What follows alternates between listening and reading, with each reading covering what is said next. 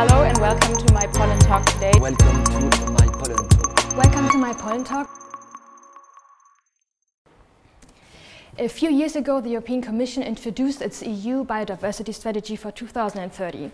In this strategy, it consists of a long-term plan to protect nature in line with its slogan, bringing nature back into our lives, and even more specifically on emphasizing bringing it back into our urban landscapes. This sounds really good. The reality so far, however, looks a bit different. If we take a look at our German parks, we are more likely to encounter such sites. So in the majority of German cities, it is common practice to mow the entire surface of the public parks every few weeks to reflect the society's views about aesthetics and functionality. And this intensive lawn practice contributes to the destruction and the decline of insects and also of plant populations within our cities. If you mow, you eventually remove all the taller herbs and the flower structures and the seed heads, and thereby you reduce the habitat diversity for many plant and animal species.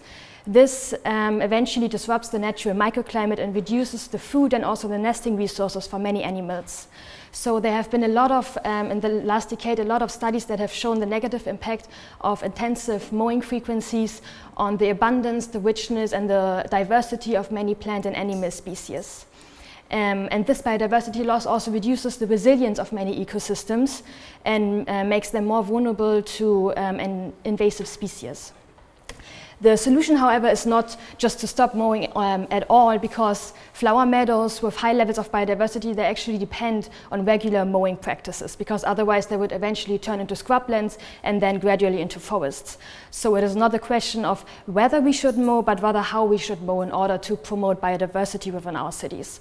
And there are already a lot of concepts in Germany on a city level, individual mowing concepts. Those are also very variable because the local authorities have much greater insights into their city's unique conditions and can incorporate those into their strategies. However, this has not really been the case in a lot of cases, and those don't go far enough. So therefore, we do recommend to establish the development of a nationwide framework, mowing framework, in order to also address those cities that do not have a concept yet, and to ensure a minimum level of mowing regulations upon which then the cities can further build.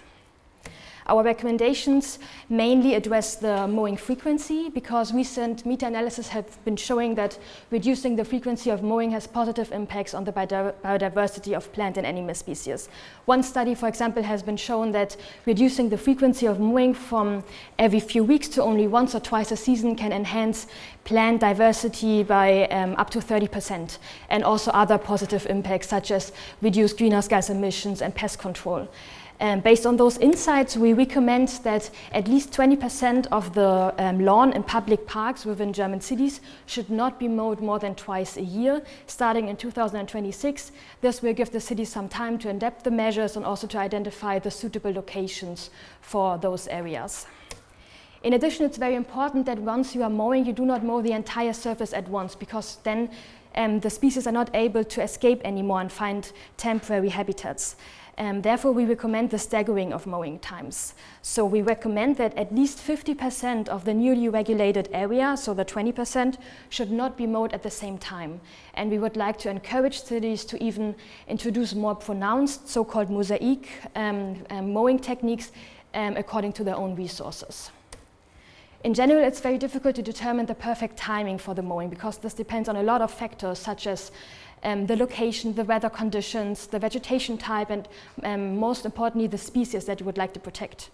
So there's general consensus that moving the first mowing to a later time, so until mid-June, is beneficial in terms of biodiversity for many plant and animal species.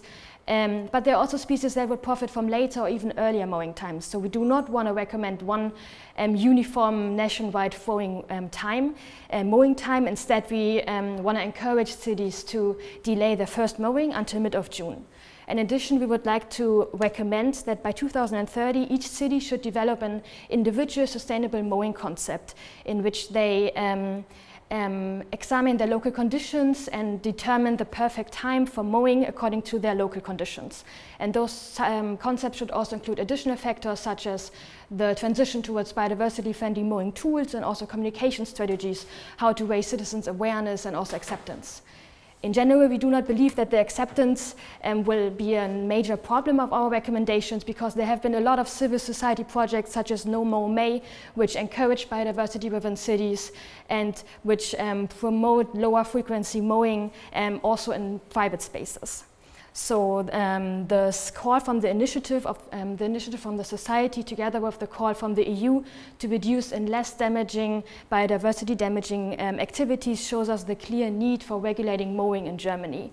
And we believe that the recommendations that we have put forward here will be a valuable contribution in promoting biodiversity within our cities and will move Germany forwards in its efforts to achieve the EU biodiversity targets. Thank you.